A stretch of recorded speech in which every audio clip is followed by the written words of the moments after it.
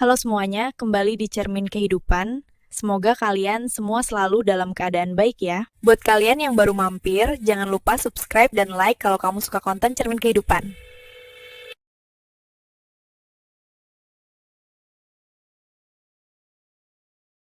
Di kedalaman laboratorium bawah tanah yang dingin dan steril, Dr. Fanya berdiri bak dewi pengetahuan yang tak tersentuh, sementara Udin hanyalah debu di ujung sepatunya. Bagi Fanya, logika dan rumus adalah Tuhan, sedangkan Udin, seorang kuli bangunan yang bahkan tidak lulus SD, dianggapnya sebagai kesalahan evolusi yang hanya bisa mengotori lantai marmer laboratorium dengan semen. Fanya jijik mendengar logap nada Udin dan kosakatanya yang berantakan, tanpa menyadari bahwa di balik kebodohan yang ia tertawakan, tersimpan insting bertahan hidup yang tak diajarkan di universitas manapun. Namun, takdir memiliki selera humor yang kejam. Ketika mesin energi bersih senilai triliunan rupiah itu menjerit tanda bahaya, dan semua gelar doktor tak mampu mencegah kiamat kecil itu, justru tangan kasar penuh kapalan milik si otak udang yang menjadi perisai terakhir. Ini adalah kisah tentang bagaimana logika tukang mengalahkan teori profesor. Cahaya putih steril dari lampu LED menyilaukan mata di dalam laboratorium Helios, sebuah fasilitas bawah tanah sedalam 50 meter yang lebih mirip perut pesawat antariksa daripada sebuah ruangan di bumi. Di sudut ruangan yang didominasi warna perak dan kaca transparan itu, Udin berusaha mengecilkan tubuhnya yang kekar, seolah berharap bisa melebur menjadi satu dengan dinding beton yang sedang ia tambal. Pria itu mengenakan rompi oranye kusam mengkontras dengan jas lap putih bersih para ilmuwan yang berlalu lalang tanpa menoleh sedikit pun ke arahnya, menganggap Udin tak lebih dari perabot tak bernyawa yang kebetulan sedang bernafas. Debu semen menempel di alis tebalnya, dan aroma keringat matahari bercampur adukan pasir menguar samar dari tubuhnya. Sebuah aroma kejujuran kerja keras yang sayangnya dianggap polusi di tempat suci bagi kaum intelektual ini. Udin mengusap peluh di dahi dengan punggung tangan yang kasar. Matanya sesekali melirik takjub pada tabung-tabung kaca berisi cairan biru yang mendesis pelan di tengah ruangan. Sebuah pemandangan ajaib bagi seorang kuli bangunan yang ijazah SD-nya pun tak sempat ia genggam karena biaya. Rasa ingin tahu adalah dosa pertama yang membawa manusia pada kejatuhan. Dan bagi Udin, rasa itu datang dalam bentuk keinginan polos untuk membersihkan noda debu yang menempel di pinggiran meja konsol utama. Dengan niat tulus khas orang desa yang diajarkan untuk selalu menjaga kebersihan dimanapun ia berpijak, Udin mengulurkan kain lap kumalnya mendekati panel layar sentuh hologram yang harganya setara dengan pendapatan kampung halamannya selama 10 tahun. Namun, nasib buruk bekerja lebih cepat daripada refleks ototnya. Siku Udin yang kaku tanpa sengaja menyenggol sebuah tabung reaksi kristal yang berdiri anggun di sana, membuatnya tergelincir jatuh dalam gerakan lambat yang menyiksa. Bunyi pecahan kaca yang menghantam lantai marmer terdengar seperti ledakan bom di tengah keheningan perpustakaan, memecah konsentrasi puluhan jenius di ruangan itu seketika. Cairan kimia berwarna ungu tumpah, mendesis saat menyentuh sepatu butut Udin yang penuh lumpur kering, menciptakan genangan kegagalan yang tak bisa disembunyikan lagi. Dunia seakan berhenti berputar detik itu juga, dan atmosfer ruangan yang semula dingin karena pendingin udara, kini membeku karena ketegangan yang mencekik leher. Dari pintu otomatis di ujung ruangan, langkah kaki tegas berirama terdengar mendekat. Ketukan sepatu hak tinggi yang menghantam lantai dengan presisi militer, menandakan kedatangan sang ratu di sarang lebah ini. Dr. Fanya muncul dengan aura yang mematikan. Rambut hitam panjangnya diikat ekor kuda tanpa satu helai pun yang berantakan. Membingkai wajah cantiknya yang kini tertekuk dalam ekspresi kemarahan yang dingin, namun membakar. Mata di balik kacamata berbingkai tipis itu menatap nanar ke arah pecahan kristal di lantai.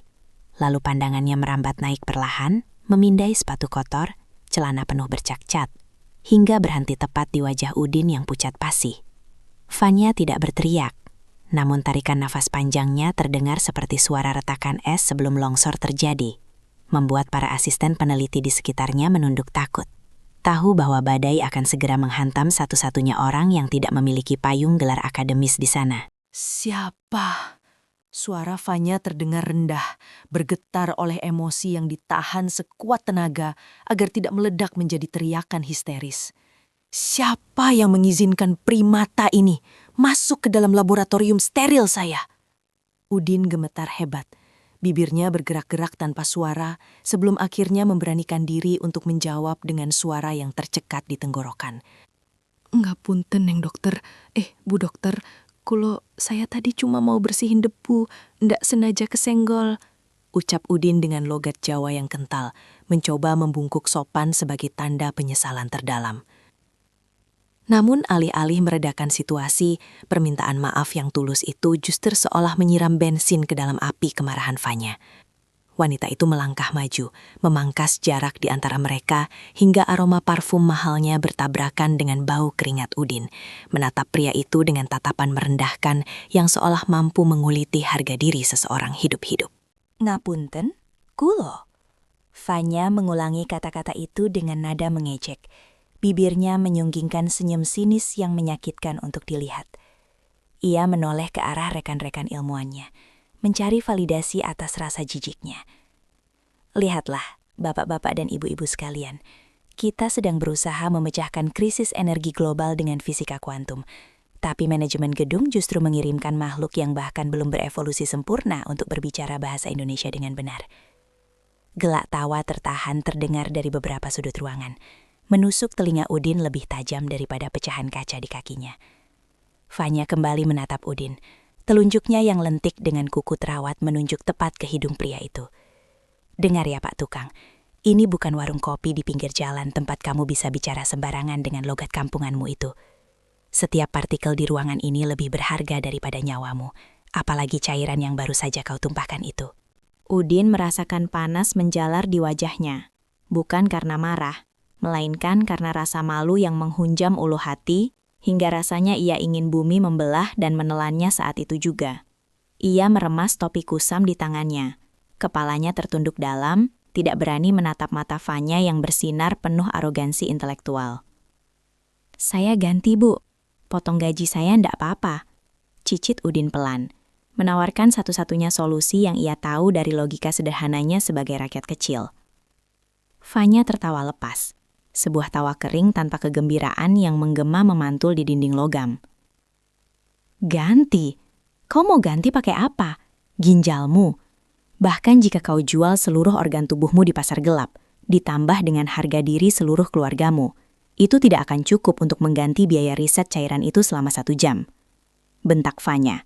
Suaranya kini meninggi, kehilangan kendali atas topeng profesionalismenya. Kau dan otak kecilmu itu tidak akan pernah paham kerugian yang kau buat. Kau hanya tahu aduk semen dan makan. Fungsi otakmu berhenti di situ.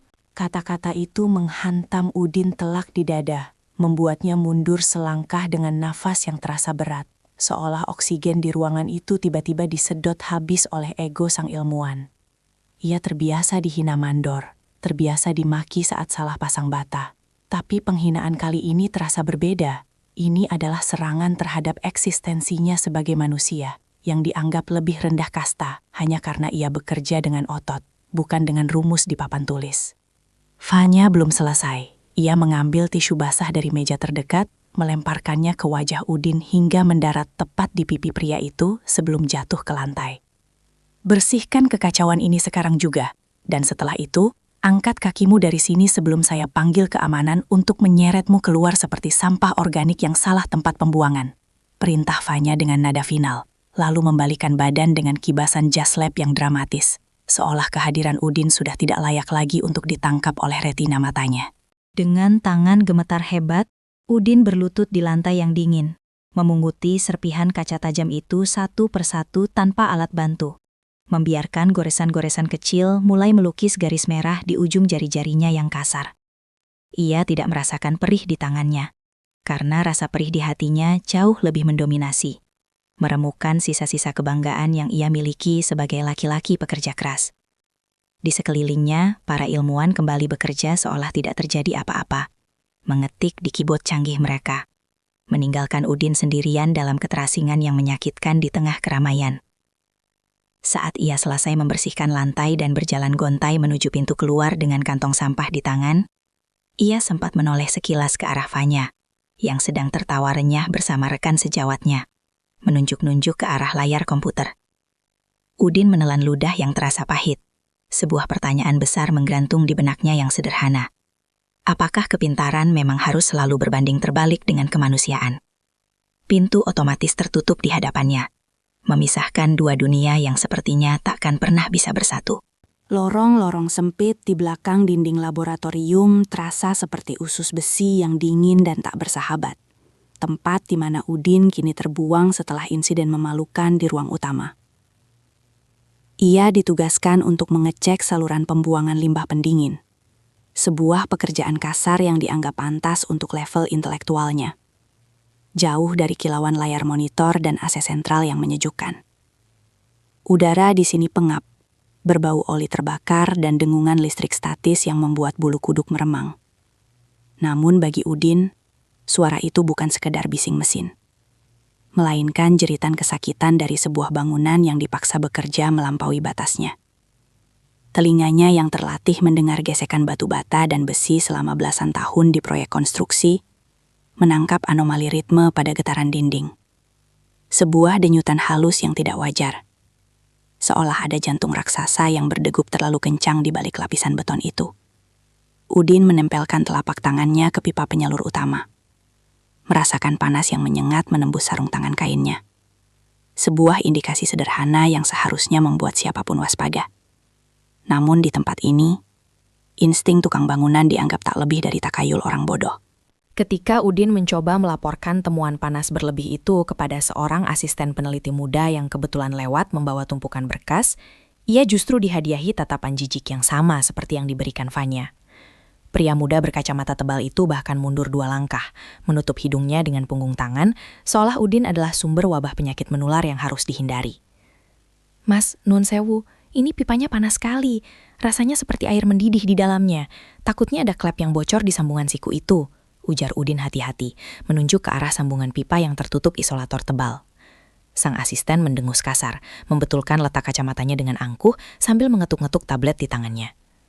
"Pak, Anda tahu berapa harga sensor termal yang terpasang di sepanjang pipa ini? Miliaran.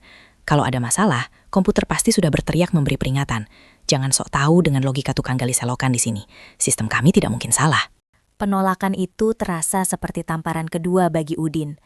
Namun rasa tanggung jawabnya sebagai manusia yang mengerti konstruksi membuatnya enggan menyerah begitu saja pada arogansi teknologi. Ia tahu betul bahwa mesin secanggih apapun tetaplah buatan manusia yang bisa luput. Dan sensor elektronik seringkali buta terhadap gejala fisik yang hanya bisa dirasakan oleh sentuhan kulit dan pendengaran tajam. Udin mencoba melangkah mendekati area panel kontrol sekunder untuk menunjukkan rembesan uap tipis yang mulai keluar dari celah flensa. Namun langkahnya langsung dihadang oleh 2 petugas keamanan berbadan tegap yang diperintahkan khusus untuk mengawasi gerak-geriknya. "Mundur! Zona ini steril! Orang dengan tingkat izin rendah dilarang mendekat lebih dari 5 meter ke panel," bentak salah satu petugas, mendorong dada Udin dengan tongkat baton hingga pria itu terhuyung menabrak dinding koridor yang keras. Rasa nyeri menjalar di punggungnya. Namun rasa frustrasi di dadanya jauh lebih menyakitkan, karena ia melihat bahaya di depan mata yang diabaikan oleh semua orang pintar di gedung ini. Di balik dinding kaca yang memisahkan lorong kumuh itu dengan ruang kontrol utama, Udin bisa melihat Dr. Fanya sedang memimpin rapat darurat dengan ekspresi wajah yang tegang dan penuh tekanan.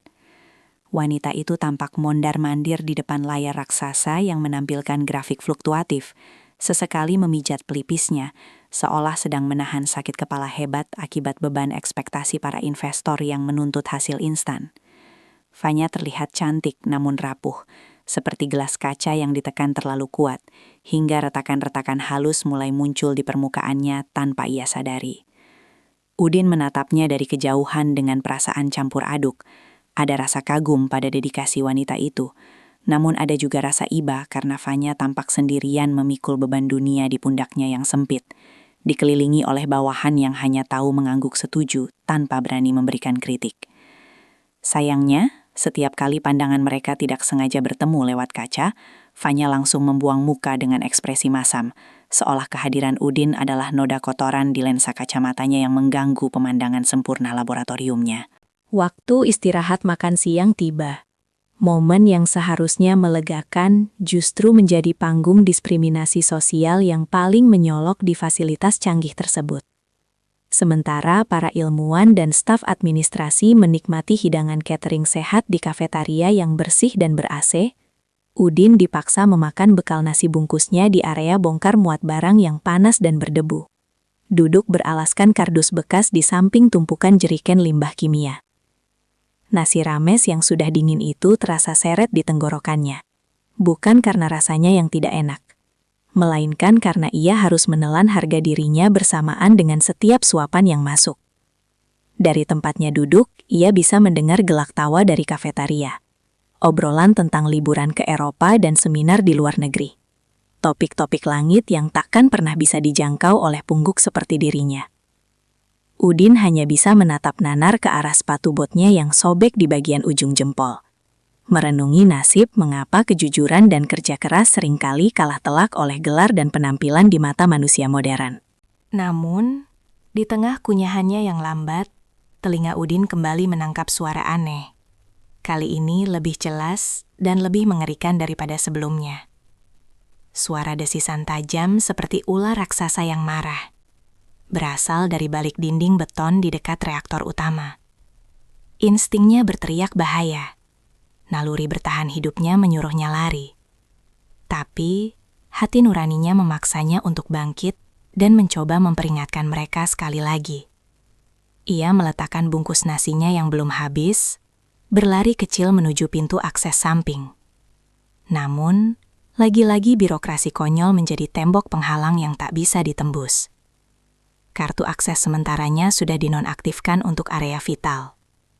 Lampu indikator di pintu menyala merah menolak kehadirannya, seolah sistem gedung itu sendiri bersekongkol untuk membungkam kebenaran yang ia bawa.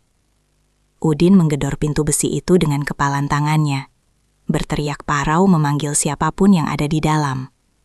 Tapi dinding kedap suara meredam suaranya hingga tak lebih dari kumaman bisu yang sia-sia. Keringat dingin mulai membasahi punggung Udin saat ia menyadari bahwa getaran di lantai kini mulai terasa merambat naik ke kakinya. Sebuah tremor halus yang menandakan tekanan di bawah tanah sudah mencapai titik kritis yang berbahaya. Ia melihat para ilmuwan di dalam masih sibuk dengan layar komputer mereka, tertawa-tawa kecil sama sekali tidak menyadari bahwa maut sedang mengintai tepat di bawah kursi ergonomis mahal yang mereka duduki. Fanya terlihat sedang berdebat dengan seseorang lewat telepon. Wajahnya merah padam menahan amarah. Terlalu sibuk dengan urusan politik kantor hingga melupakan variabel fisik yang paling mendasar. Hukum alam tidak peduli pada jabatan atau kekuasaan. Udin merasa seperti orang gila yang berteriak tentang banjir di tengah musim kemarau, diabaikan dan dianggap gangguan jiwa, padahal ia bisa melihat bendungan itu sudah retak 1000. Rasa ketidakadilan ini menyesakkan dadanya, membuatnya ingin berbalik pergi dan membiarkan mereka menanggung akibat dari kesombongan mereka sendiri. Tapi bayangan wajah Fanya yang mungkin akan terluka menahan langkah kakinya. Saat Udin akhirnya menyerah dan duduk lemas di lantai koridor karena diusir paksa oleh kepala keamanan dengan ancaman pemecatan sepihak, sesuatu yang ditakutkan itu akhirnya menampakkan wujud awalnya. Di dalam ruang kontrol yang steril, satu lampu indikator kecil di sudut panel utama Dr. Fanya berkedip merah. Bukan merah terang, melainkan merah redup yang nyaris tak terlihat mata telanjang. Namun, kedipan itu diikuti oleh lonjakan grafik suhu yang tiba-tiba melesat naik seperti roket lepas landas, membuat senyum di wajah para ilmuwan itu perlahan memudar, digantikan oleh kerutan bingung di dahi mereka. Di lorong gelap, Udin menutup matanya dan berdoa dalam hati, berharap dugaannya salah, berharap bahwa kebodohannya kali ini benar-benar nyata. Karena jika ia benar, maka neraka baru saja membuka pintunya di bawah kaki mereka semua. Apakah peringatan dari seorang kuli bangunan yang tak lulus SD akan tetap menjadi angin lalu saat nyawa para jenius itu berada di ujung tanduk? Keheningan steril laboratorium Helios pecah ke keping-keping, bukan oleh suara ledakan bom, melainkan oleh jeritan sirene darurat yang memekakan telinga. Sebuah lolongan mekanis panjang yang seolah merobek selaput gendang telinga siapapun yang mendengarnya. Lampu-lampu putih yang semula memberikan kesan futuristik mendadak mati total, digantikan oleh lampu rotari merah darah yang berputar gila-gilaan, mengubah ruangan canggih itu menjadi panggung neraka disko yang mengerikan. Di layar raksasa utama, Grafik yang semula stabil kini berubah menjadi garis-garis acak tak beraturan, diikuti oleh rentetan pesan peringatan sistem failure yang berkedip cepat dalam warna merah menyala, menandakan bahwa jantung fasilitas itu sedang mengalami serangan jantung fatal. Para ilmuwan yang beberapa menit lalu masih tertawa sombong sambil menyesap kopi latte mahal, kini berlarian seperti semut yang sarangnya disiram air panas, menabrak meja, menjatuhkan tablet, dan saling dorong menuju pintu keluar darurat dengan wajah pucat pasi seputih kertas HVS. Kepanikan massal itu terjadi begitu instan, meruntuhkan topeng intelektualitas mereka dalam hitungan detik dan menyisakan insting purba untuk sekedar bertahan hidup. Di tengah badai kekacauan itu, Dr. Vanya berdiri mematung di depan konsol utama. Jari-jarinya yang lentik gemetar hebat saat berusaha mengetikkan kode override untuk mematikan reaktor secara manual. Wajah cantiknya kini dibanjiri keringat dingin yang melunturkan bedak mahalnya. Matanya terbelalak menatap layar yang tidak merespons perintah apapun. Seolah komputer super canggih yang selama ini ia banggakan telah berkhianat dan memilih untuk mogok kerja di saat paling kritis. "Ayo, jangan bodoh. Restart protokol pendingin. Buka katup cadangan," teriak Vanya histeris pada layar monitor yang hitam. Suaranya parau tertelan bising sirene, namun mesin itu tetap diam membisu. Hanya menampilkan jam hitung mundur digital yang terus berkurang dengan kecepatan mengerikan. Sistem keamanan otomatis yang dirancang untuk mencegah peretasan justru menjadi bumerang, mengunci seluruh akses kontrol karena mendeteksi anomali suhu yang ekstrim, menjebak mereka dalam peti mati besi yang perlahan memanas. Vanya memukul meja konsol dengan kepalan tangannya hingga memar. Rasa frustrasi dan ketidakberdayaan merayapi tulang punggungnya saat menyadari bahwa gelar doktor gandanya sama sekali tidak berguna melawan kebebalan sebuah sirkuit yang terbakar. Suhu di dalam ruangan mulai melonjak drastis, bukan lagi sekadar hangat, tapi panas menyengat, seperti berada di dalam oven raksasa yang sedang dipanaskan untuk memanggang kue.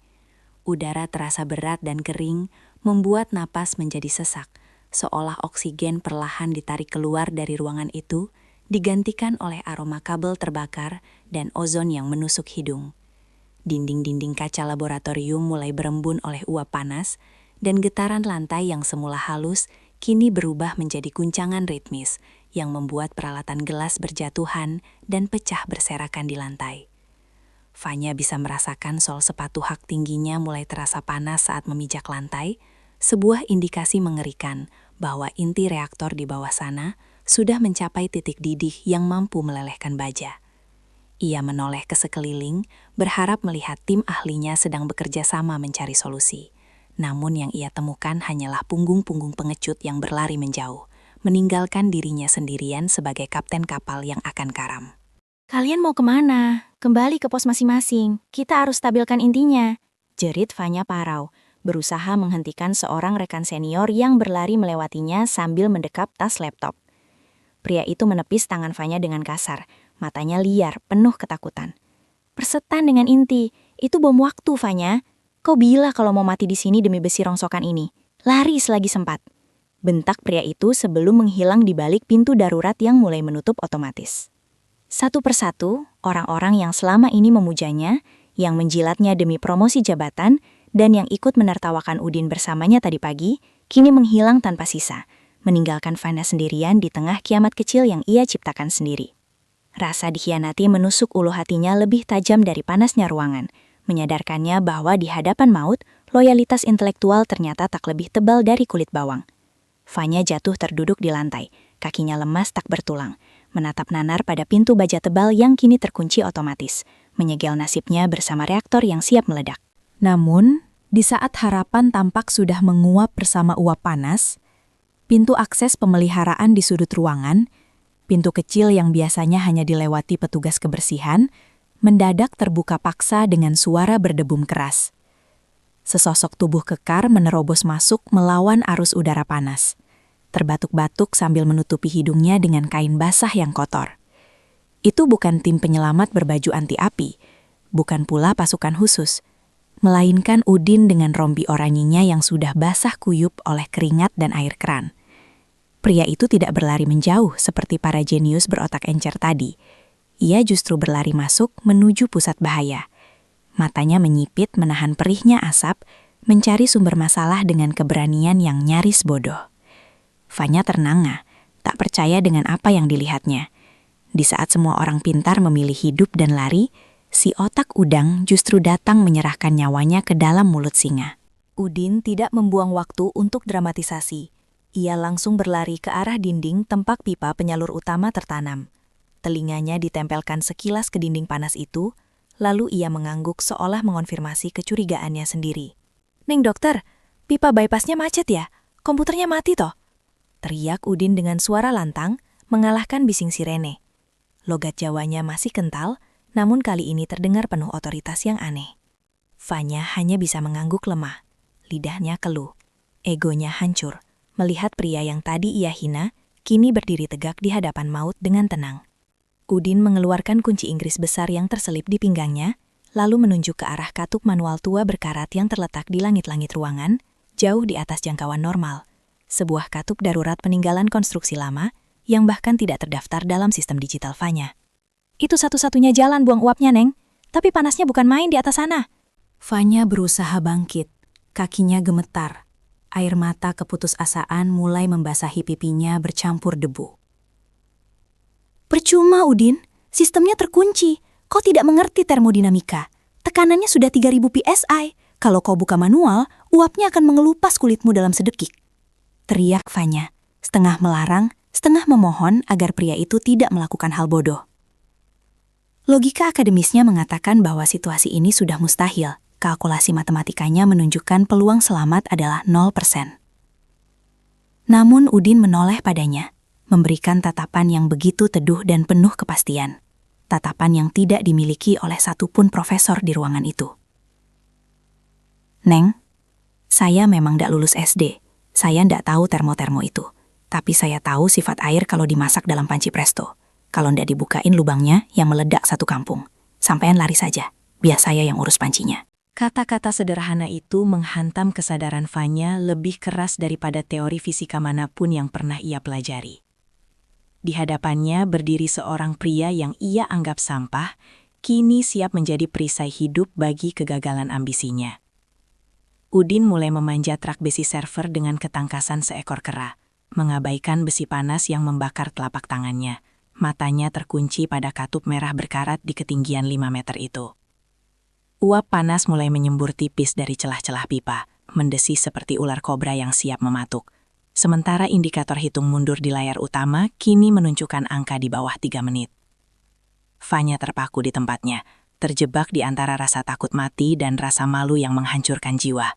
Menyaksikan punggung lebar Udin yang perlahan menjauh naik menuju titik panas, membawa serta satu-satunya harapan yang tersisa di ruangan terkutuk itu.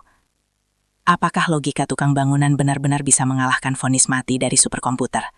Panas di langit-langit ruangan itu sudah melampaui ambang batas kewarasan manusia.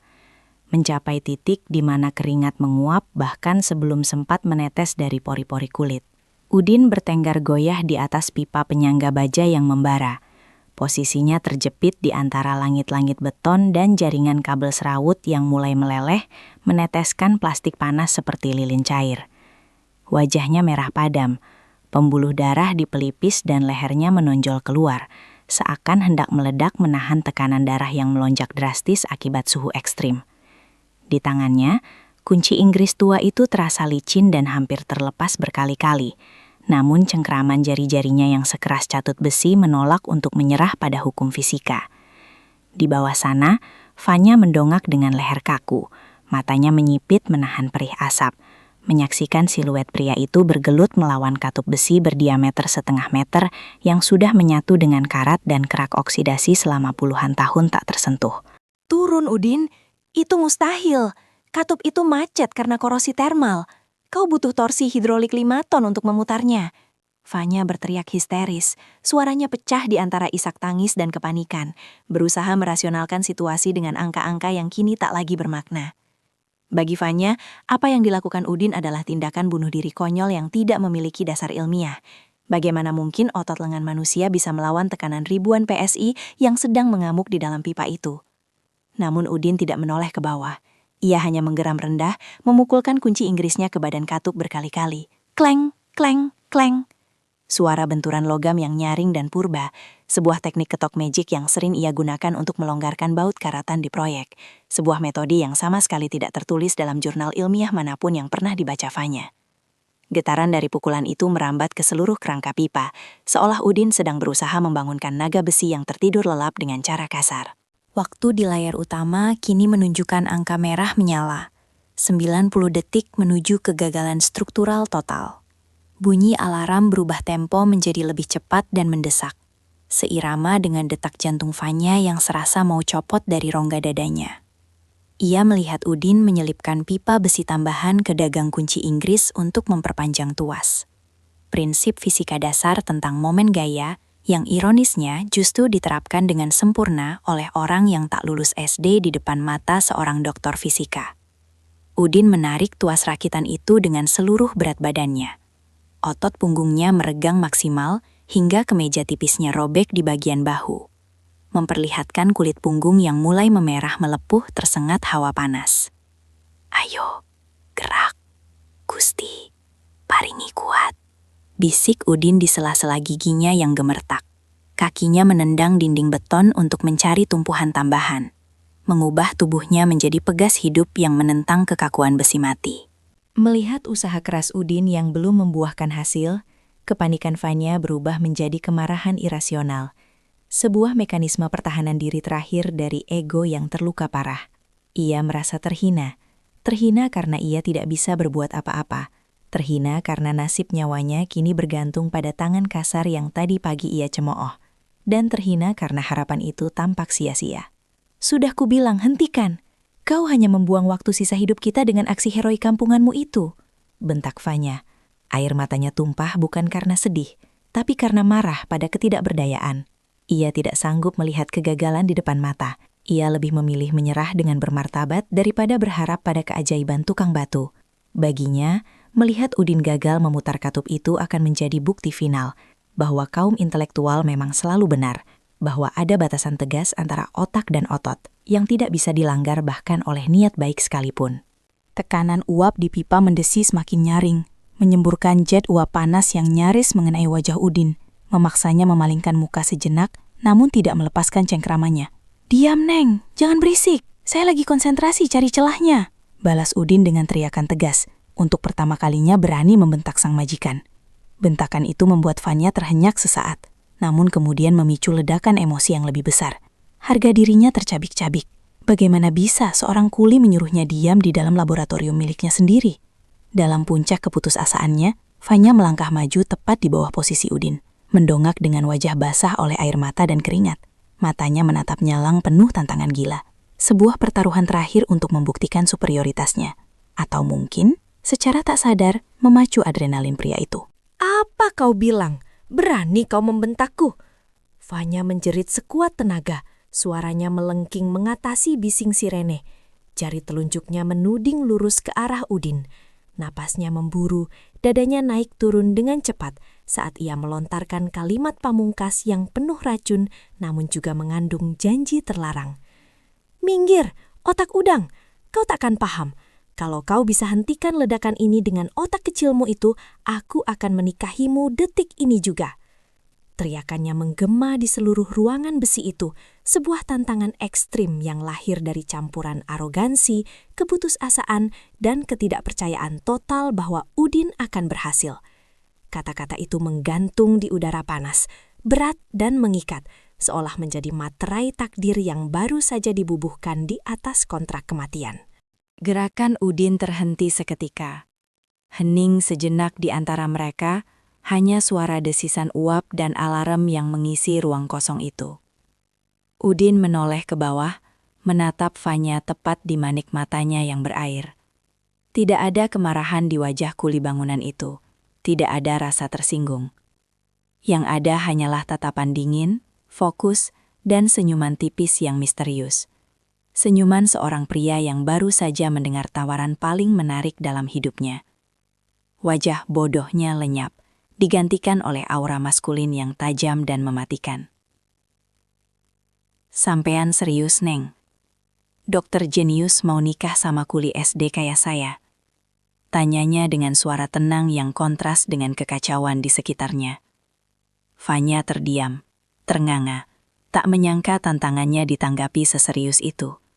Namun gengsinya menahan lidahnya untuk menarik ucapan. Ia hanya mengangguk kaku, menantang balik dengan tatapan mata. Baik, saya pegang omongan sampean. Siapkan undangannya. Udin datar, namun penuh determinasi baja. Detik berikutnya, ia tidak lagi menggunakan teknik. Ia menggunakan amarah suci. Dengan raungan panjang yang keluar dari dasar perutnya, Udin menghentakkan seluruh tenaganya pada tuas itu, mengabaikan otot bisepnya yang mungkin robek atau tulang bahunya yang mungkin retak. Kerak! Suara logam patah terdengar mengerikan, diikuti oleh bunyi berdecit panjang yang menyilukan telinga. Roda katup itu berputar. Sekali, 2 kali putaran. Bersamaan dengan itu, semburan uap panas bertekanan tinggi meledak keluar dari celah pengaman yang terbuka, langsung menghantam tubuh Udin di atas sana. Pria itu tidak mundur. Ia justru menerjang masuk ke dalam kabut putih yang mematikan itu untuk memutar katup sampai habis. Sosoknya perlahan menghilang di telan asap panas, meninggalkan Fanya yang menjerit memanggil namanya di bawah bayang-bayang kematian dan janji pernikahan yang mungkin tak akan pernah terjadi. Kabut uap panas yang membungkus langit-langit laboratorium itu perlahan menipis, menyisakan aroma daging terbakar yang menusuk hidung dan membuat perut siapapun yang menciumnya mual seketika. Di atas sana, Udin sudah tidak lagi berdiri tegak. Tubuhnya terkulai lemas, meluncur turun dari pipa penyangga seperti boneka tali yang diputus benangnya, menghantam lantai beton dingin dengan suara debu mantulang yang mengerikan. Lengan kemejanya telah hangus tak bersisa, memperlihatkan kulit lengannya yang melepuh hebat, berubah warna menjadi merah tua dan mengelupas di sana-sini akibat ciuman langsung uap bersuhu ratusan derajat. Namun tangan kanannya, tangan kasar yang biasa memegang cetok semen itu, masih menggenggam erat kunci Inggris yang kini bengkok, seolah otot-ototnya terkunci dalam spasme permanen, sebagai bukti keras kepalanya tekad yang baru saja menyelamatkan nyawa puluhan orang. Suara sirene bahaya akhirnya mati, digantikan oleh desingan halus kipas pendingin otomatis yang kembali bekerja. Sebuah tanda ironis bahwa sistem canggih itu baru mau berfungsi setelah otak udang mengorbankan fisiknya secara brutal. Dokter Fanya terpekik ngeri. Kakinya yang tadi terpaku kini bergerak secepat kilat menghampiri tubuh Udin yang tergeletak tak berdaya di genangan air kondensasi. Saat ia berlutut di samping pria itu, tangan Fanya gemetar hebat, melayang di udara karena bingung harus menyentuh bagian mana yang tidak luka. Wajah Udin pucat pasi, bibirnya pecah-pecah kering, dan napasnya tersengal pendek-pendek menahan rasa sakit yang pasti luar biasa. "Udin, bangun! Jangan mati, bodoh! Jangan mati!" jerit Fanya histeris.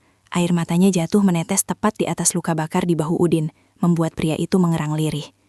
Fanya melihat telapak tangan Udin yang hancur, jari-jarinya bengkak dan kulitnya terkelupas hingga terlihat lapisan daging merah muda di bawahnya. Itu adalah tangan yang tadi pagi ia hina kotor, tangan yang ia anggap tak layak menyentuh peralatan labnya, kini menjadi satu-satunya tangan yang berani menarik mereka semua dari gerbang neraka. Rasa bersalah menghantam dada Fanya seperti palu godam, meremukkan sisa-sisa arogansi intelektualnya hingga menjadi debu tak berharga. Tim medis darurat dan petugas keamanan akhirnya mendobrak masuk, terlambat seperti biasa. Namun kehadiran mereka justru membuat Fanya semakin protektif. Saat para medis hendak mengangkat tubuh Udin ke tandu, Fanya membentak mereka dengan ferositas seekor induk macan. "Hati-hati! Itu pahlawan kalian. Kalau sampai dia kesakitan sedikit saja, ku pecat kalian semua." Fanya ikut naik ke dalam ambulans, menolak melepaskan genggamannya dari bagian pergelangan tangan Udin yang masih utuh, mengabaikan jas lap putihnya yang kini kotor oleh darah, oli, dan abu. Sepanjang perjalanan menuju rumah sakit, mata Fanya tak lepas dari wajah damai Udin yang kini pingsan. Ia menelusuri setiap garis wajah pria itu, menyadari bahwa di balik debu dan keringat, tersimpan kemuliaan jiwa yang jauh melampaui gelar profesor manapun. Tantangan pernikahan yang ia teriakan tadi bukan lagi sekadar taruhan emosi, melainkan sebuah utang nyawa yang harus ia bayar dengan seumur hidup pengabdian, jika Tuhan masih mengizinkan pria ini membuka matanya kembali. 3 hari berlalu dalam ketidakpastian yang menyiksa di ruang ICU, di mana Fanya menghabiskan waktunya duduk di kursi plastik keras di samping ranjang, menolak pulang bahkan untuk sekadar mandi atau berganti pakaian. Ia melihat Udin terbaring lilitan perban tebal seperti mumi, dikelilingi mesin-mesin penunjang hidup yang berbunyi pip-pip ritmis, suara yang jauh lebih merdu bagi Fanya daripada simfoni manapun. Rekan-rekan ilmuwannya sempat datang, membawa bunga dan basa-basi pujian tentang keberanian staf pendukung, namun Fanya mengusir mereka semua dengan dingin. "Kalian lari saat dia masuk ke api. Kalian tidak punya hak berdiri di ruangan ini," ucapnya tajam, memutus hubungan dengan lingkaran elit yang selama ini ia banggakan. Di keheningan malam rumah sakit, Fanya menangis tanpa suara, memegang ujung jari kaki Udin, berbisik meminta maaf ribuan kali pada sosok yang tak bisa mendengarnya, meratapi betapa butanya ia selama ini menilai manusia hanya dari isi kepala, bukan isi dada. Pada pagi keempat, keajaiban kecil itu terjadi. Kelopak mata Udin bergerak perlahan, menyesuaikan diri dengan cahaya lampu kamar rawat inap. Saat ia membuka mata, hal pertama yang ia lihat bukanlah dokter atau perawat, melainkan wajah kusut Sanya yang tertidur dengan posisi duduk sambil memeluk kakinya. "Neng dokter, kok jadi gembel?" Suara serak Udin memecah keheningan. Sebuah candaan lemah yang seketika membangunkan Fanya dari tidurnya. Wanita itu terlonjak, menatap tak percaya, lalu tangisnya pecah seketika. Bukan tangis histeris seperti di lab, melainkan tangis lega yang membanjiri pipinya. Ia memeluk tubuh Udin yang diperban, dengan sangat hati-hati, menenggelamkan wajahnya di dada bidang pria itu. "Maafkan aku, Udin. Maafkan mulut jahatku. Maafkan aku." Isak Fanya berulang-ulang, meruntuhkan tembok gengsi yang selama bertahun-tahun ia bangun mengelilingi hatinya. Udin hanya tersenyum tipis, menahan nyeri, lalu dengan susah payah mengangkat tangannya yang diperban untuk menepuk pelan puncak kepala sang dokter jenius. "Sudah, Neng. Namanya juga orang panik. Yang penting sampean selamat. Labnya ndak meledak. Saya sudah senang." Sebulan kemudian, di sebuah taman rumah sakit yang asri, pemandangan yang tak lazim terlihat di bawah pohon rindang.